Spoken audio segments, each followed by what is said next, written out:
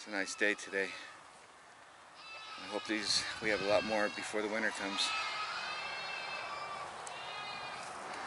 My car's dirty, I gotta wash it too. Well, this next story is about a guy who followed some Spanish markings up the South Fork of the Weber drainage, and he followed these markings and he was able to find a mine which had some gold bars in it, and apparently he took a gold bar and took it home, and when he asked his son to come with him to get some more, they were impeded by going up the trail because a black bull was blocking their way. Some people call this the Black Bull Mine because of that. I think this is a good story. I think there's some things we'll be letting go. I'm interviewing Dan on this one, and I think you'll find it very enjoyable. Thanks.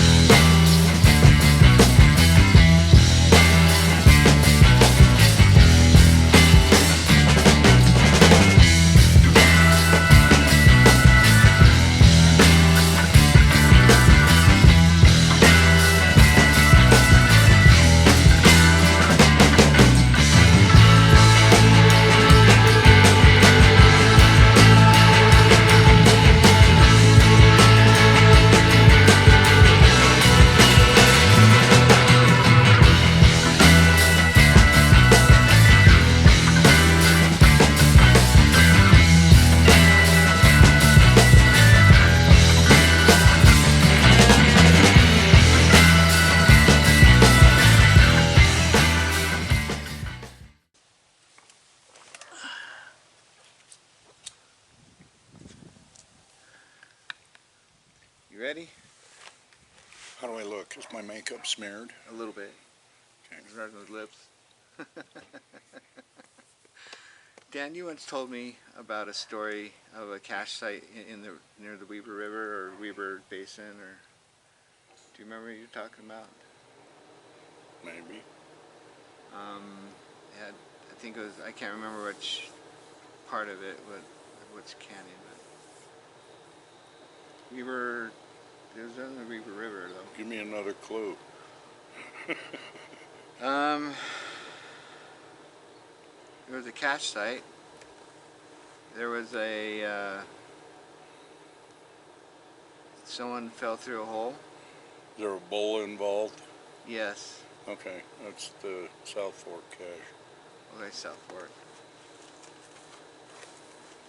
Did you bring these flies with you? I think so. Quit it. Because they're like terrible. Anyway, I remember you telling that story to me a while back, and maybe you'd like to share that with these people.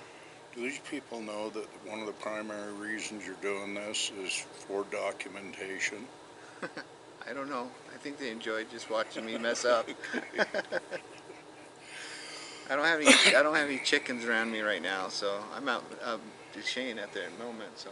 Well, the purpose is I'll bring chickens next time. The purpose is to get this recorded before it's gone from here. Yeah. I'm getting old and fat. So the Southfork Cashe, I want to say it was Mr. Clegg. Some say Brinkerhoff, but this story is actually written. Okay, it's got a few flaws in it, based on the information that I got from a good source. But I think it was Mr. Clegg who was the prospector that was involved, and he was up in South Fork of the Weber drainage, and he was hiking an old trail that they call the Old Cattle Trail, but he and I and anybody else that's been up there can see that it's an old Spanish cart trail, pretty heavy one. And because it's continuously used, it's well defined. But he was hiking up that trail and he come across a big boulder next to the trail and it had a Maltese cross on it. And this took place, I want to say, somewhere in the late 1800s. I could be wrong, but in the documents that I got, they called it a granite boulder, but I'm here to tell you there's no granite up there, and they're more than likely talking about basalt, because there is a very large boulder up there next to the trail, and right where it would have been most convenient to carve a Maltese cross, somebody has broken a big piece of the rock off. And it'd be my guess that I've either got the wrong rock or someone thought it was pretty cool and took it home, and it's now sitting in their fireplace mantle. But anyway, he noticed that the Maltese cross had a longer arm on one side of it, and so he took that as an indication to follow in that direction. And he said that in that direction there was an old, not extremely visible, but there was an old trail that went up and over the ridge and down into the next drainage. And so he decided to follow it and crossed the drainage and got up in the bushes and up in the limestone and started looking around, trying to find anything that it may be leading to and trying to follow the old trail. And next thing you know, he drops in a hole. Kind of like the other story. Yeah, we've got a few of those. But wasn't a deep hole, but it was enough that he dropped out of sight and started looking at it and realizing that he might be in the mouth of a mine or a natural cave or something. And he decides he's going to go in a little bit further, and he notices there's a small room. And there's nothing in it, and as his eyes adjust to the light and so forth, he notices there's a tunnel that takes off, and he decides to follow it. What he used for light, I don't know, but that little tunnel went a short distance and then opened up into a big room, and he said there were gold bars, about 10, 15-pound gold bars stacked in the floor. And in this particular case, he grabbed one of the bars and took it with him, and made his way back out of the hole and headed back home and showed his family. And him and his boy talked about it, day after day, and they finally decided they were going to run back up and get a few more bars, help keep the family fed and so forth. And but this story, by the way, has been published. I think they've got it under the Black Bull mine, and it's got a bunch of black bull mixed in with it. But him and his boy, they head back up there and they get up on what they call the old cattle trail, and there's a big black bull standing in their way. And if you ever get up there, which you may, there's places in that trail where if there's a bull standing in your way, you're probably not going to get past him because there's just so much growth on both sides. And they tried everything. They tried waving their arms at it, jumping at him, making loud noises just to get him to move out of the way, and he wouldn't budge. And the next part kind of mystifies me. But he decided that being they couldn't get past the bull, that it must be some kind of a sign that they're not supposed to go back and take any more. So he doesn't. And from what I gather, he never shows his boy where it was at. Well, it's a cool story, but that's all it was, is a story. Right. And of course, years later, after this, in fact, not too many years ago, a friend of mine showed me a map along with some other maps, and the first thing I noticed on the map was that there was this symbol. It was not a Maltese cross, well, it did. It had the Maltese cross on it, and it was right in the same area. So this kind of caught my attention because I knew these maps came from a good, credible source. But there was another symbol on the map, or a hieroglyph, if you will, a swastika. And on one of the legs of the swastika was a big dot. And I thought that was kind of interesting because I kind of understood what it meant. And it pretty much validated that if you do what Clegg said to do, that you would find this Maltese cross and that there was a cache there. And the map also showed a deep hole up on top of the mountain following the same trail. And there is definitely a very deep hole up there. Everybody calls it a sinkhole. I don't think it's a sinkhole. I think it's a shaft. Shaft that's been caved in? Somewhat, yeah, it's caved in on the sides, but from the people that know about it up there, they said they've, tried to explore it, and they just said it's just a deep hole. So there's your deep hole that's on the map. Well,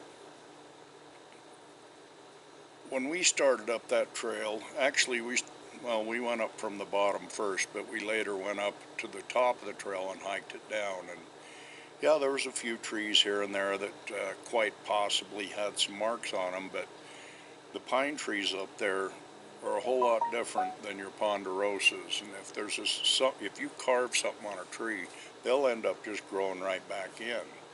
And you could see a few things like that up there, but nothing definitive.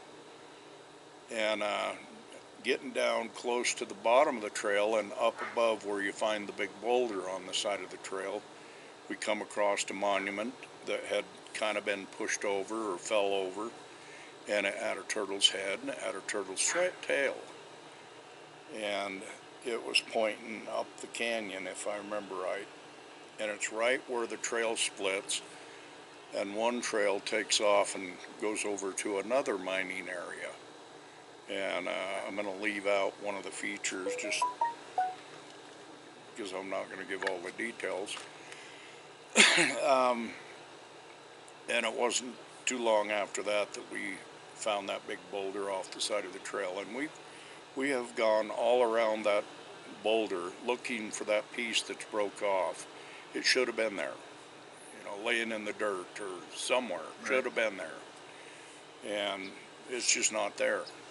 Which means either someone just chipped it away or someone took the whole thing with them. That would be my guess, is that someone broke it off and did something with it just because they didn't want anybody else following it. And that's something that a couple of the old-time treasure hunters would have done, right?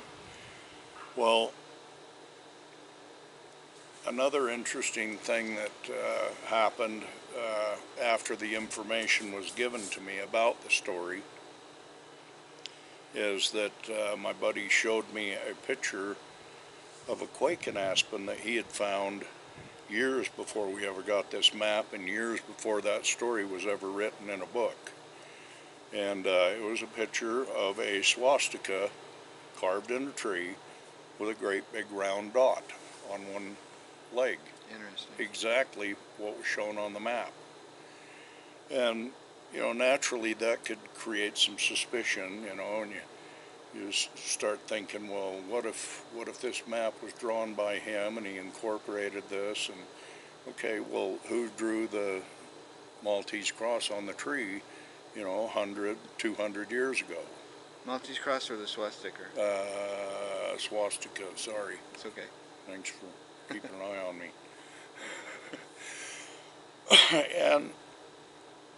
But that didn't bother me because of other things involved. I knew we were working with a legitimate map, but it's just the story and the map, they validate each other.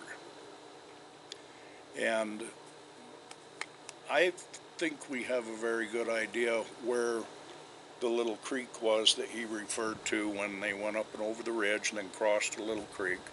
We're pretty sure we know what that is. I've had a friend that's gone up there and helped me with it quite a bit. He's a pretty busy guy. And if you ever find a Ruger pistol in that drainage, that belongs to him. He lost his Ruger. Yeah, so we call it Ruger Creek now. And he'll get a kick out of that if he sees this video. But this same friend was up hiking in another possible area related to this story, the cache, trying to find it, and he found an old trail that takes off up alongside a drainage, and he followed it out and came to what we believe is a mine that has been covered up, and it had big rocks covering. Wow. Assuming, or we think it's a mine, but covering the entrance, and he was pretty excited about that. And when he got back from his trip, he called me up and he says, "I think I found a mine." And I said, "What makes you think it's a mine?" He says, "Because there's cold air coming out of the rocks." Nice. And I told him, "Well, if you think it's a mine, I'll tell you what, you go back up there and you look those rocks over real good, and you find me a rock that's got half-inch chisel marks on it."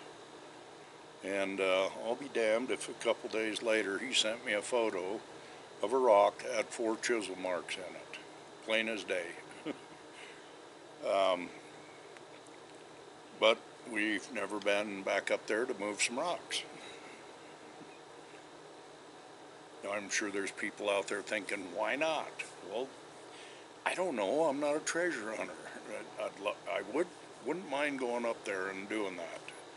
But I guarantee I won't take time out of my own day to just load up by myself and head up there. I'd want to make a trip out of it and take a few guys up to help out. I've been willing to just hand this whole project to somebody if I could just find somebody that I feel has what it takes to get up there and see it through. Sounds like the guy that went up there before and found the cold air coming out of the rocks. He's a busy guy.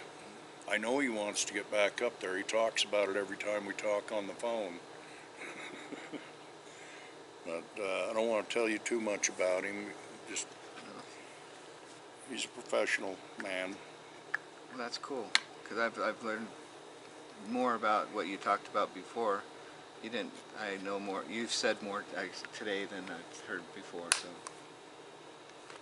Well, maybe we should just go cut the video up. Huh? Take some things out of it. No. I'll take my voice out of it. We have gone up several times where the big boulder is, and I remember seeing the old trail, and you could follow it up and over the ridge and down to the little creek. But after that, once you cross the creek, it's just covered with growth. There's no way you'd see the trail in there. Wow. And I can understand how easy it would be to be out tromping through those bushes and just fall in a hole. Yeah, I see that. But until you find it, you're never going to know. As far as we know, someone found it, and if they did, I have a good idea who that might be. And why you think they would chisel the Maltese cross off the rock? I think they purposely took the cross off the rock so that no one else would know anything more about the story. Number one, they wouldn't know where the Maltese cross was. Number two, they're not going to know what direction it was pointing and the direction that he followed. I mean, I remember back in the early 2000s, that Steve Schaefer actually took us to a place way up by Hoyt Peak, and he was referring to it as the Black Bull Mine location. Seriously? You might have been there. You remember where the trees were? Yeah. Way off to the east of that, we came to a big ledge. Your tree or his tree? His trees. Oh, those trees. Way to the west, Okay. or east. There's a big ledge way out there, Okay. up above that drainage, and there was a haphazard trail that went down to the bottom of those ledges. And I remember him telling me that that's where he thinks the Black Bull Mine story is. And as you can see, that is miles and miles away from where it is. Yeah. Why would he say that? I don't know, That's weird. but anyway, I was given the maps, the Black Bull map that was drawn by, I think it was drawn by Clegg. And we have a witness that's actually been where he thinks the cool air is coming out. Yeah, So we don't have to worry yeah, about I've got the coordinates yeah. on it. So we don't have to worry about which way that multi-cross was I pointing. mean, you know, if we do go up to that particular site, I'd like to let him know in advance and see if he can break away. I'm pretty sure he could. Anyway, it's just one of the many projects that we have yet to get back to and see what level we can take it to next. I think I'll name this one the Southfork Project, or Southfork. Southfork Cashe. Okay. Sounds good. Fine then. Turn this off. Okay.